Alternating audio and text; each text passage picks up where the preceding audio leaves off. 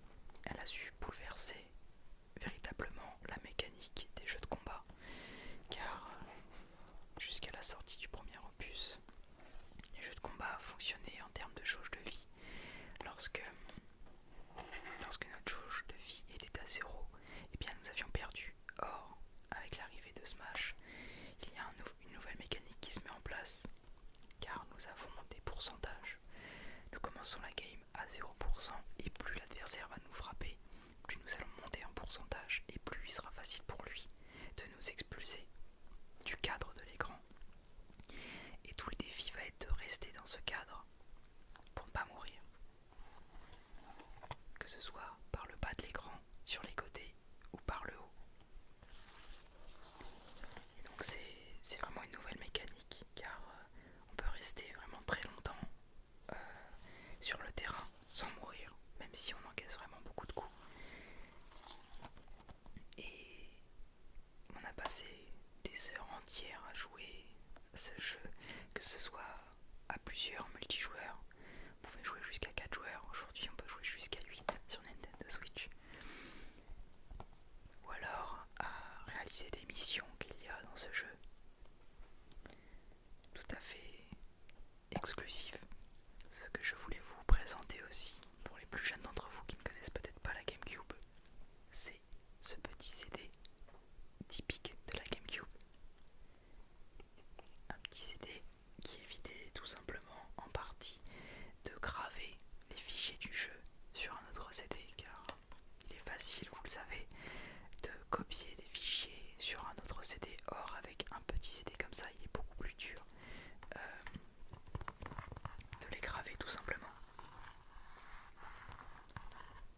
Ce qui fait également la particularité de ce jeu, c'est que les personnages sont tous très faciles à prendre en main, car il n'y a pas de pattern de coups à apprendre par cœur comme dans d'autres jeux de combat. En effet, il y a des touches assignées pour chaque attaque, ou des touches de saut, etc. Et donc il est facile de prendre en main à peu près tous les persos, de faire le tour de tous les persos pour trouver notre main, c'est-à-dire notre perso favori ou celui qu'on joue le plus, afin de le prendre en main et d'exploiter ses capacités au maximum. C'est un jeu très compétitif si vous rentrez dedans, mais vraiment je peux que vous le conseiller, car ça promet de belles soirées entre amis, etc. De belles heures passées devant l'écran. Voilà, j'espère que ça vous a plu, que ça vous a donné envie de jouer à ce jeu, de découvrir la licence. C'était tout pour moi. C'était Jojo. Jouer à Super Smash Bros. Eh bien, salut à tous, c'est Tena et bienvenue à vous dans cette énième vidéo d'ASMR Game. Donc un grand merci aux précédents vidéastes qui m'ont fait l'honneur d'apparaître dans cette vidéo. J'espère qu'ils vous auront détendu et en ce qui me concerne, moi je vais totalement sortir de ce que je vous présente d'habitude et je vais vous parler d'un jeu mobile. Alors c'est un jeu mobile que je suis persuadé vous connaissez. Alors il reste plus ou moins en accord avec l'univers de ma chaîne. D'ailleurs c'est un jeu que vous avez probablement eu sur votre smartphone il y a quelques années. Donc je vais te parler de Pokémon Go. Pokémon Go. Pokémon Go. Et pour pas que ce soit trop chiant, je vais te mettre comme d'hab des photos, des images, des vidéos, etc. Alors Pokémon, qu'est-ce que c'est? Alors bien évidemment, je pense que j'ai pas besoin de préciser que c'est un jeu concernant l'univers incroyable des Pokémon. Je pense que c'est un jeu d'exploration, du coup c'est un jeu d'aventure. Le principe, si tu ne le connais pas, c'est d'attraper des Pokémon, mais c'est un jeu qui te pousse à sortir, c'est-à-dire que si tu restes chez toi, sauf exception, ça va être très compliqué pour toi de progresser dans le jeu, parce que le but est vraiment de découvrir des endroits peut-être insolites que tu ne connais pas. Et voilà, donc il faut se balader dans ton village ou ailleurs pour découvrir peut-être des choses que tu ne connaissais pas du tout. D'ailleurs, pour ma part, j'ai découvert des endroits de mon village que je ne connaissais absolument pas grâce à Pokémon Go. Alors si je t'en parle aujourd'hui, c'est parce que je joue toujours à Pokémon Go. D'ailleurs, je mettrai mes différents codes amis si jamais toi tu y joues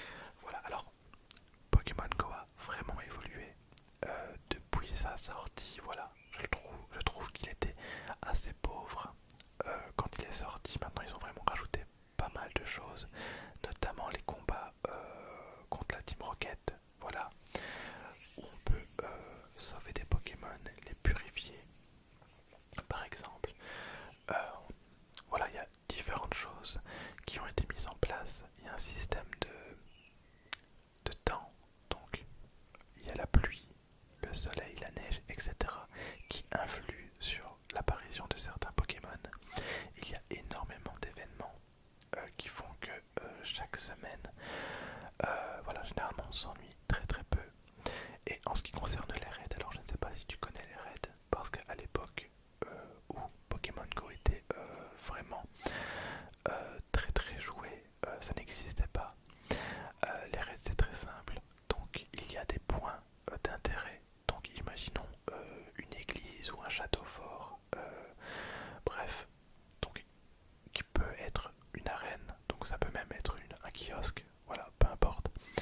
Donc les arènes, ça je pense que vous connaissez, c'est là où on peut mettre son Pokémon pour être un petit peu le champion de l'arène. Et par moment, il se peut qu'il y ait un raid, donc c'est-à-dire un Pokémon, donc ça va de 1 étoile à 5 étoiles. Forcément cela représente la difficulté du raid. Donc les raids à 1 étoile vous pouvez les faire tout seul, et les raids à 5 étoiles il faut être beaucoup plus, alors tout dépend le niveau. Mais quand vous avez un très très bon niveau, généralement bah voilà, à 4, 5, vous pouvez facilement faire des raids légendaires, où vous pouvez capturer des Pokémon légendaires du coup, comme Rayquaza, comme Kyogre, Groudon, Articuno, enfin bref, Oh-Oh, Lugia. Bref, voilà, j'ai un petit peu hésité parce que il y a des raids X pour Mewtwo, pour Deoxys, etc. Donc c'est un petit peu plus compliqué, mais je vais pas trop rentrer dans les détails. Mais voilà, je trouve que Pokémon Go c'est vraiment pas mal, surtout maintenant que le confinement est terminé. Voilà, alors j'encourage personne à exagérer bien entendu, hein, mais voilà, moi qui habite dans la campagne, moi quand je sors faire un tour, je fais ma petite balade et voilà, donc je joue à Pokémon et voilà, ça m'aide un petit peu à tuer le temps et on se rend pas très très compte, hein, parce que voilà, on joue et au final je me rends compte que parfois je rentre chez moi et j'ai fait voilà une quinzaine de kilomètres sans m'en rendre compte et quand il fait vraiment bon c'est super super agréable. Alors on peut jouer tout seul mais c'est toujours mieux de jouer accompagné, voilà. Alors il y a aussi les shiny qui ont été rajoutés, donc les shiny ce sont les Pokémon avec une couleur alternative et c'est évidemment beaucoup plus rare. Il y a aussi voilà, il y a plein de choses qui ont été rajoutées, j'oublie certainement de vous parler de plein de choses. Mais voilà, donc en tout cas, si je peux vous conseiller un jeu, si vous n'avez pas de console, mais juste un téléphone, et bien voilà, ça serait Pokémon Go. Il consomme vraiment pas énormément, enfin même pas du tout de batterie. Et niveau 4G, enfin il consomme pas grand chose non plus. Après bon, moi je vous parle en tant que belge, hein, donc je sais qu'en Belgique ils consomment rien du tout. Maintenant je sais pas du tout les forfaits francophones, enfin français. Mais bref, voilà, je trouve qu'il passe vraiment crème. Et un truc aussi que je trouve vraiment bien, c'est que ça réunit pas mal de communautés. Voilà, notamment pour les raids. C'est toujours un plaisir d'aller faire des raids parce que généralement, voilà, on se fait des amis, on se fait des connaissances. C'est con, mais voilà, il y a des personnes que j'aurais certainement jamais rencontrées si j'avais jamais joué à Pokémon Go. Et l'âge est vraiment, vraiment, vraiment aléatoire. Et ce que je trouve incroyable, c'est que voilà, la communauté est vraiment vaste. C'est-à-dire que ça m'est déjà arrivé de jouer avec des personnes d'une soixantaine d'années et de jouer avec des enfants de 7-8 ans.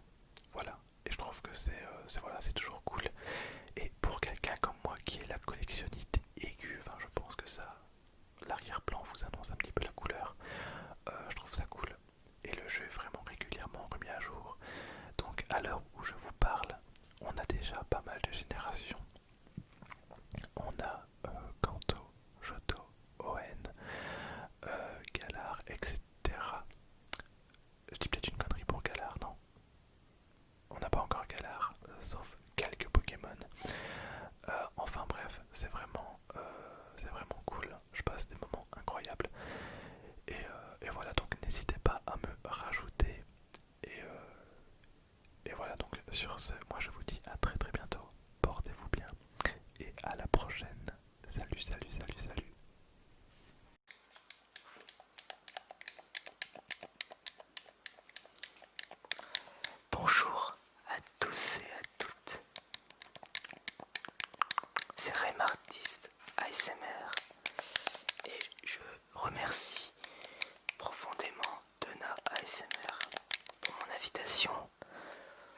présenter un de mes gros coups de cœur du moment en ce qui s'agit des jeux vidéo.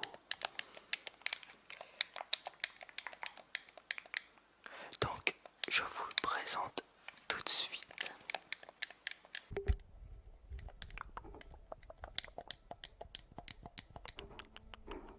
Alors, Outer Wilds,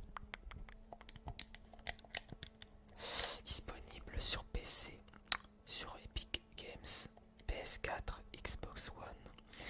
C'est un jeu en démat. Je pense pas qu'il existe en physique, mais qu'importe. C'est un jeu indépendant sur l'exploration spatiale, mais 100% pur. Vous n'avez pas de colonie à construire, pas d'amélioration sur votre vaisseau. Il n'y aura pas non plus des batailles spatiales comme à la Star Wars. Là, c'est vraiment une invitation au voyage. Vous incarnez un extraterrestre qui va effectuer son premier voyage dans son système stellaire.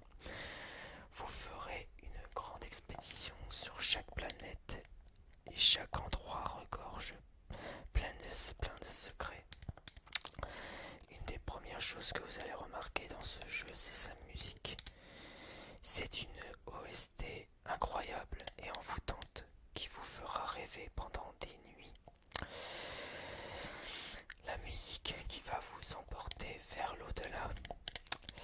Vous découvrirez au fur et à mesure du jeu que vous n'êtes pas seul, car pendant vos recherches, il va falloir tout connaître des différents environnements et des nombreux dangers sur chaque petite planète, certes petite par la forme, mais grande par le fond.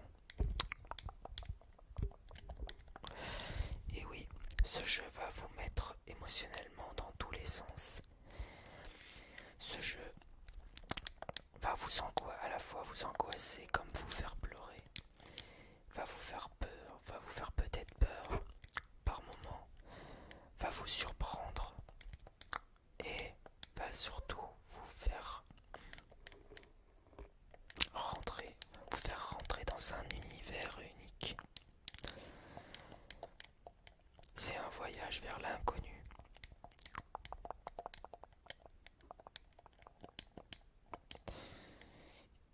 Déjà, graphiquement, il est beau. Il a une patte graphique bien à lui, dont l'immersion est totale. Le gameplay est simple, avec un petit temps d'adaptation sur le contrôle de votre fusée. Vous êtes libre de faire ce que vous voulez. Vous avez une liberté totale de mouvement. Il n'y a pas d'indication, il n'y a pas de guide. Il n'y aura personne qui vous dira où aller, ni quoi que ce soit. C'est à vous et vous seul d'apprendre, comprendre et de résoudre des énigmes qui va augmenter votre savoir. Outer Wilds redéfinit d'une manière captivante le sens du mot exploration dans le jeu vidéo par un scénario original avec beaucoup d'humour et grâce à un game design ingénieux basé sur la répétition d'une boucle temporelle de destruction. Le jeu vous encourage sans cesse sur la voie de votre propre curiosité. C'est une narration tellement poétique, ça tient vraiment du génie. Une histoire singulière dans laquelle vous ne verrez nulle part ailleurs.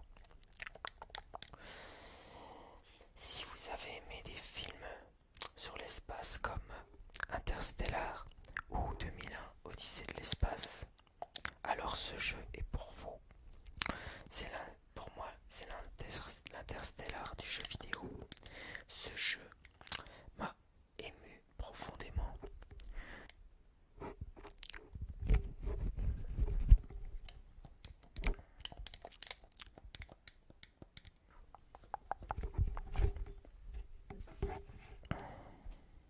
C'est un jeu qui est sorti en 2019, donc l'année dernière. Et je pense que ce jeu